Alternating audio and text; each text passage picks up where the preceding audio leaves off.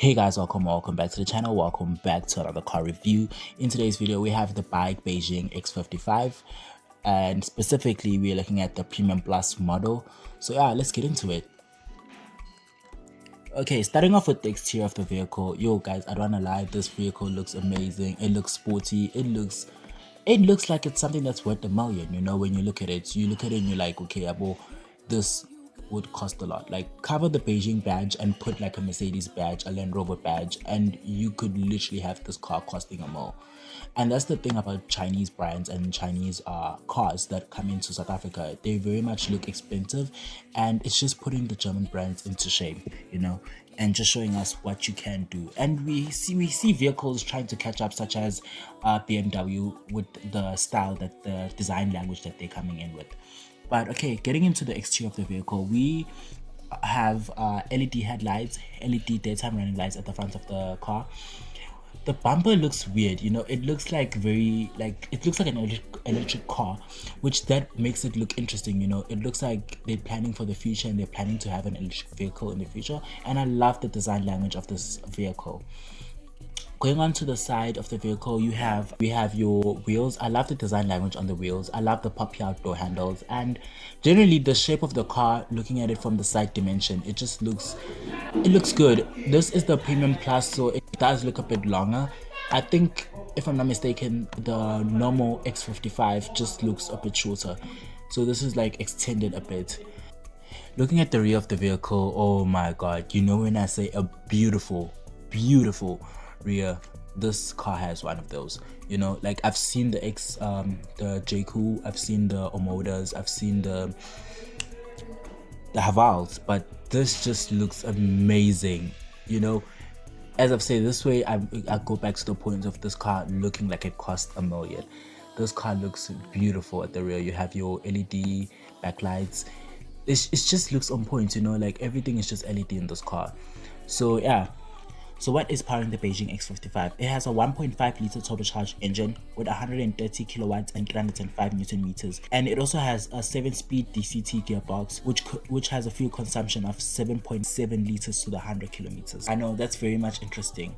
So another thing that we need to look at the exteriors, or some of the features it has. It has keyless entry. It is a front wheel drive vehicle.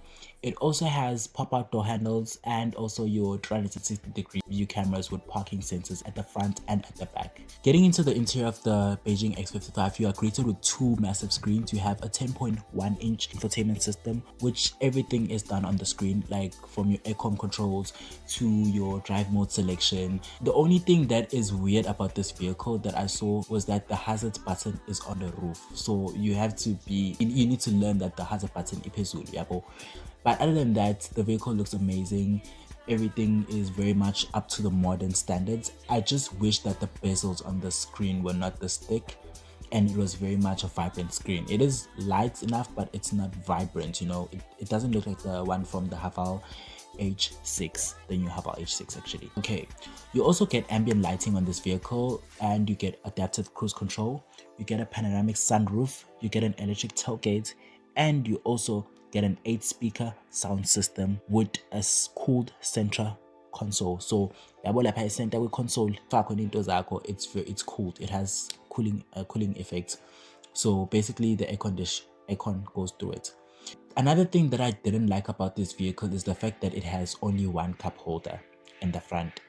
But other than that, there's nothing else to not like about this vehicle. It very much looks expensive. It looks good, you know, like you cannot really much complain about it. But the thing comes in when we talk about the infotainment system. The vehicle looks good, yes, it looks good, but the infotainment system is not the greatest out of everything. It is kind of slow. It's not the fastest, it's not the sharpest. It doesn't have Android Auto. Instead you get this Connect thing, but I found a way around this thing. So if you wanna have Android Auto, what you're gonna do is go on Takealot and buy yourself a universal car box, basically, which will give you Android Auto, so that you can use your Android Auto, and all you need to do is just connect your phone to the Wi-Fi every single time you wanna use this device or use the Android Auto. Just use hotspots on your phone and you're sorted. So yeah, Getting into the boot of the vehicle, the boot has an electric tailgate as we have said, and it has a boot size of 350 liters, which that is a lot of space. Like when I tell you that this car looks good, this car looks good. If I didn't tell you, this car also has 360-degree view cameras and also has one type C and one USB, normal USB plug-in. So this is very much a beautiful interior. Like guys, I don't wanna lie, even on the back seat you get the same sporty design that you get on the front with the bucket seat looking esque. It's just a nice vehicle, you know, like you understand where your money went and where it's being spent, and you feel it. The only thing that I wish Beijing could do, or bike, is find a way to have Android Auto, because this thing of not having Android Auto is kind of like a bummer, you know. I think that's the only thing that's laying it down, and really some more updated version. I think it needs a better infotainment system when it comes to the screen and how it looks. Getting into the pricing of this vehicle will cost you 509,900. So that's the amount of Mandelas that's going to be leaving if you decide to purchase the vehicle. So let's get into the cost of ownership of this vehicle. So let's just say you take this vehicle for 72 months with 12.75% interest. You are looking at paying 10,169 rands, factoring insurance for 2,000 rand and factoring petrol for 1,200.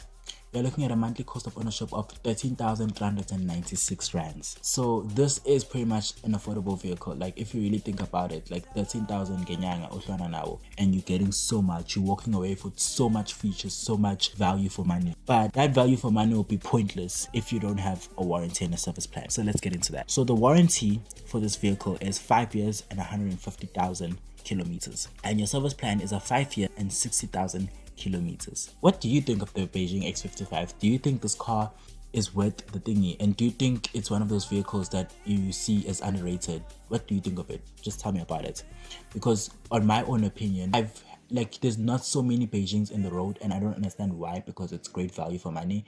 But I think what's harming most of the owners when it comes to getting this vehicle is the whole Android Auto thing, and that is not very much a popular brand. They don't have too many cars. The only car that they have is, I think it's this one, and then there's another vehicle that looks like a Jeep. So I understand it's not very much a known brand, but it's very much a good brand.